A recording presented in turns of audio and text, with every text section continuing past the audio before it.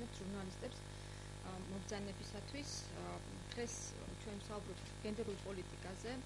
ზოგადად გენდერული თანასწორობა ქვეყანაში 136 ქვეყანას შორის არის 97 ადგილზე საქართველო, რაც აღმაშფოთებელია პოლიტიკური მონაწილეობის კუთხით და განსაკუთრებით მნიშვნელოვანია დღეს ვისაუბროთ ამ თემაზე, რადგანაც გვიახლოვდება ადგილობრივი თვითმმართველობის არჩევნები. ადგილობრივი თვითმმართველობის არჩევნების მაჩვენებელი ტენდენცია ჩვენს ქვეყანაში კლებულობს 1998 წლის არჩევნების 98 წლის არჩევნების შემდეგ ეს ციფრი სულ კლებულობს და კლებულობს და დღეს ჩვენ ვხედავთ, ანუ წინა განწყობა ისეთია, რომ შეიძლება ეს მაჩვენებელი კიდევ დაეწეს. ამიტომ გადავწყვიტეთ, სანამ საბოლოოდ დაკომპლექტდება სიები პარტიების მხრიდან და მიიღებენ საბოლოო გადაწყვეტილებას, ქალთა არასამთავრობო ორგანიზაციებმა გავაკეთოთ სპეციალური განცხადება. დღევანდელ შეხვედრას ესწრება მე გახლავართ ქალთა საინფორმაციო ცენტრის წარმომადგენელი და კოალიცია ქალთა პოლიტიკური ჩართულობისთვის, ასე ქვია ჩვენს კოალიციას, ასევე ქალბატონი იზა ბექაური, რომელიც აღნიშნული კოალიციის წარმომადგენელია და საინიციატივო ჯგუფის წევრი, რომელმაც შექმნა საინიციატივო ჯგუფი და იღრის კენჭს, ქალბატონი მაია კუპრავა, რომელიც არის გენდერული თანასწორობის ქსელის წარმომადგენელი და ქალბატონი რუსუდან კერვალიშვილი, რომელიც წარმოადგენს არასამთავრობო ორგანიზაციას გენდერული სამართლიანობა. მინდა ახლა მაიას გადავცე სიტყვა იმისათვის, რომ წაიკითხოს ჩვენი განცხადება და მიმართვა.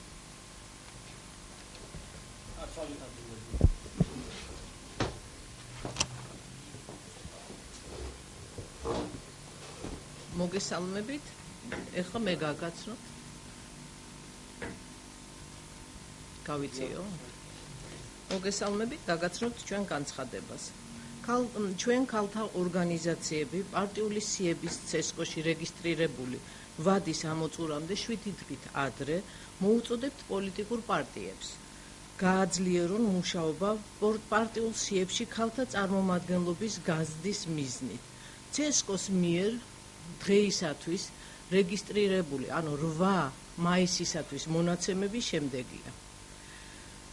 თბილისის მერობის 4 კანდიდატიდან, რომელთაგანაც მხოლოდ 1-ია ქალი, გამგეობის 2 კანდიდატი, რომელთაგან არც ერთი არ არის ქალი, თვითმმართველი ქალაქების მერობის 2 კანდიდატი, რომელთაგანაც არც ერთი არ არის ქალი, მაჟორიტარული სისტემით არჩევნებში პოლიტიკური პარტიებისა და საარჩევნო ბლოკის მიერ რეგისტრირებული 21 კანდიდატს შორის მხოლოდ 3 ქალია წარმოდგენილი.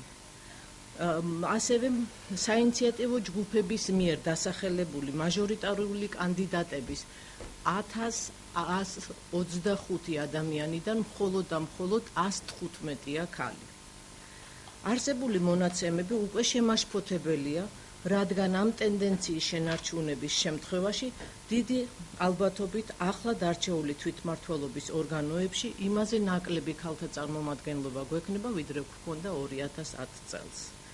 გვინდა ხაზგასმით აღვნიშნოთ, რომ ვერ გავიზიარებთ ხშირად გაჟღერებულ მოსაზრებას იმასთან დაკავშირებით, თითქოს პარტიებს უჭირთ შესაბამისი კვალიფიკაციის მქონე ქალების იდენტიფიკაცია და მათი პარტიული დაწინაურება. ჩვენი გამოცდილება და ადამიანურ რესურსებზე წვდომა არა მხოლოდ თბილისში, არამედ მთელ საქართველოში გვაძლევს იმის საშუალებას, რომ ვთქვათ, რომ პოლიტიკურ პარტიებს ყავთ ქალები და საკმაოდ კარგად გამომზადებული ქალები, რათა ხელი შეუწყონ მათ დაწინაურებას. ეს ეხება ყველა ეთნიკურ ჯგუფს და ეს ეხება საქართველოს თითქმის ყველა რეგიონის წარმომადგენლებს. ქალთა რაოდენობის გაზრდა ადგილობრივ თვითმმართველობის ორგანოებში ერთი მხრივ იქნება სამართლიანი მოსახლეობის 52.3%-ის მიმართ, რომელსაც ქალები წარმოადგენენ, მეორე მხრივ კი გადაწყვეტილების მიღების პროცესში ქალების ჩართულობა პარტიებს უფრო ეფექტია და კონკურენტუნარიან ორგანიზაციებად აქცევს.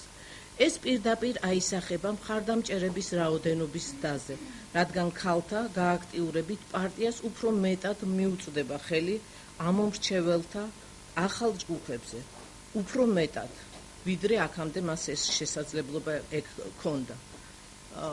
ჩატარებული გამოკვლევების საფუძველზე, რომელმაც მოიცვა 31 განვითარებული ქვეყანა, ჩვენ მივიღეთ შემდეგი მონაცემები. ქალთა გაზრდილი წარმომადგენლობა საკანონმდებლო ორგანოებში ორივე სქესის ამომრჩევლებისათვის უფრო ეფექტური და გამჭვირვალე ხელისუფლების მაჩვენებელია და უდრის უფრო გამჭვირვალე მმართველობას.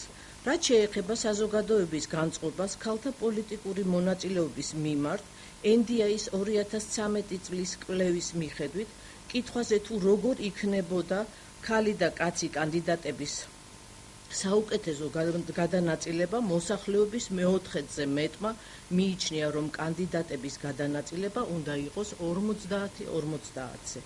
იგივე კვლევის მიხედვით, ამომრჩევლების 13-ზე მეც მიაჩნია, რომ ქალები და კაცების გადანაწილება უნდა იყოს 25% 65 ქალი და 75% მამაკაცი. გამოკითხულთა 40%-ზე მეტმა განაცხადა, რომ კანდიდატის სქესს არ აქვს მისთვის გადამწყვეტი მნიშვნელობა, მთავარია, რომ მისთვის სასურველი კანდიდატი შეარჩიოს. მოუწოდებთ პოლიტიკურ პარტიებს მოახდინონ არსებული რესურსების სრული რეალიზება, რათა უზრუნველყონ საქართველოს მოსახლეობის 52.3% ინტერესების ადეკვატური ასახვა ადგილობრივი ხელისუფლების ორგანოებში. ეს არის მიმართვა.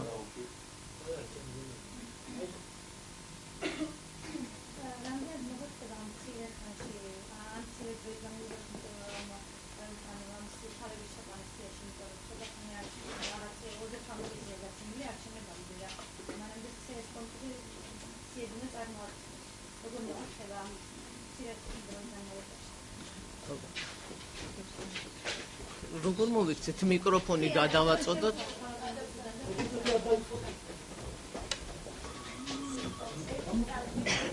ძალიან არა კომფორტულია ამ.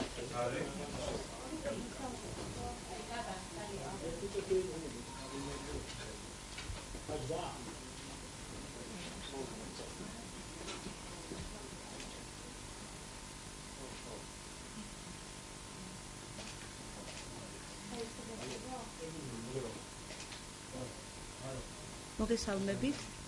არასამთავრობო ორგანიზაცია გენდერული სამართლიანობის სახელით პირველ რიგში ძალიან დიდი მადლობა დღევანდელი პრესკონფერენციისთვის. ხალხთა საინფორმაციო ცენტრმა მოგცა ამისი საშუალება, რომ ჩვენი მოსაზრებები წარგვედგინა თქვენს წინაშე და მინდა გითხრათ, რომ მიუხედავად იმისა, რომ დარჩენილი არის მხოლოდ 7 დღე რეგისტრაციამდე. რა თქმა უნდა, არჩევნებამდე უფრო მეტია, მაგრამ რეგისტრაციამდე დარჩენილია მხოლოდ 7 დღე და უკეთესი იქნებოდა, რომ აქამდე ყოფილიყო ჩვენ გამოვხატავთ დღეს ჩვენ შეშფოთებას.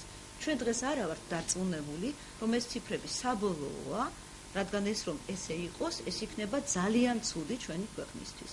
რადგან საქართველოს ამ ხრივ წლების განმავლობაში EUTHO-ს წევრ ქვეყნებს შორის ისედაც არის განსაკუთრებულად არ არის გამორჩეული თავისი მონაცემებით, ქალთა პოლიტიკურ გადაწყვეტილების დონეზე მონაწილეობით. მინდა გითხრათ, რომ დღეს ადგილობრივი თვითმმართველობის დონეზე ქალთა მონაწილეობა მხოლოდ 10%-ია, რაც თავისთავად ძალიან შემაშფოთებელია. ზოგიერთ საკრებულოში ქალთა წარმომადგენლობა არის საერთოდ 0, ანუ ქალები არ არიან წარმოდგენილი, ისინი არ წარმოადგენენ საზოგადოებას, რაც ნიშნავს იმას, რომ ასახვითი დემოკრატიის პირობებში ქალები თავიანთ ინტერესებს ვერ აწოდებენ შესაბამისად საკანონმდებლო ორგანოებში. ამდენად ჯერ კიდევ ამ 7 დღის განმავლობაში პარტიებს, რომელსაც აქვთ არაჩვეულებრივი რესურსი, რომელიც არის სწორედ იმ ორგანიზაციების მიერ თვეების და წლების განმავლობაში რუდუნებით მომზადებული ლიდერობისთვის, რომელიც დღეს თქვენს წინაშე არიან წარმოდგენილი, პარტიებს შეუძლიათ ასევე საინიციატივო ჯგუფებს დაუყოვნებლივ გაითვალისწინონ ის მდგომარეობა, რომელიც არის და ეს არის მიზეზი, რომ დღეს თქვენს წინაშე ვართ ჩვენ შეშფოთების საგანი და გაითვალისწინონ და წარმოადგინონ შესაბამისად ლიდერი ქალბატონები. რა თქმა უნდა, ყველა პოლიტიკურ პარტიას და საინიციატივო ჯგუფებს, მთელ პოლიტიკურ სპექტრს და ყველა მონაწილე სუბიექტს, რომელსაც უნდათ, რომ საქართველო იყოს შესაბამისად წარმოჩენილი საკანონმდებლო სივრცეში და ადგილობრივი თვითმმართველობა განსაკუთრებით მნიშვნელოვანია.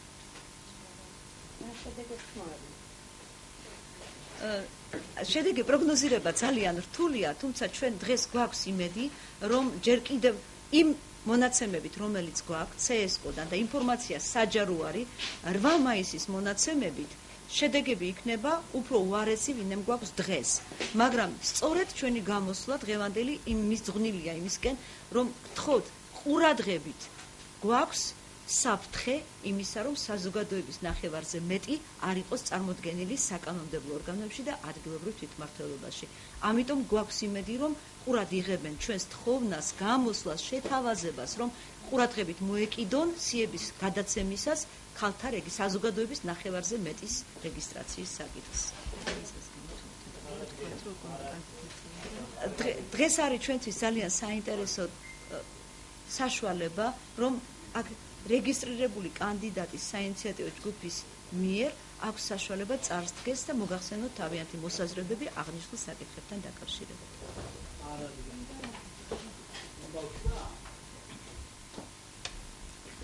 მოგესალმებით.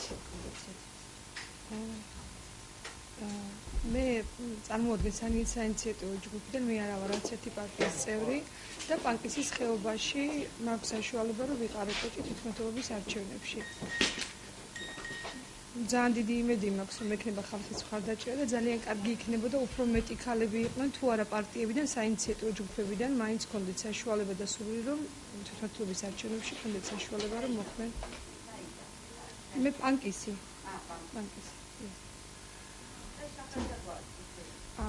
იზაბეკაური.